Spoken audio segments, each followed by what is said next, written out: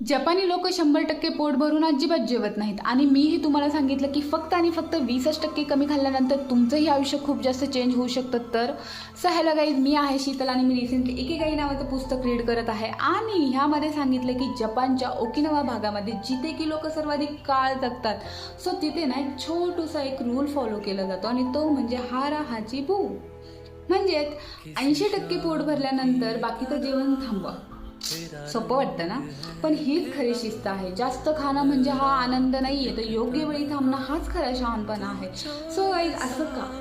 कारण की जेव्हा आपण खूप जास्त जेवण करतो तेव्हा आपल्या बॉडीला ते डायजेस्ट करण्यासाठी खूप जास्त ऊर्जा लागते आणि ते खाल्ल्यानंतर आपण खूप जास्त लेझीनेस फील करतो आणि ते जर आपण 80% फुल म्हणजे खाल्ल्यानंतर 80% जेवण खाल्ल्यानंतर आपल्याला दिवसभर ॲक्टिव्ह आहे असं वाटतं, काम करायची इच्छा राहते आणि आपल्या बॉडीला म्हणजे जास्त ऊर्जा लावायची गरजच लागत नाही.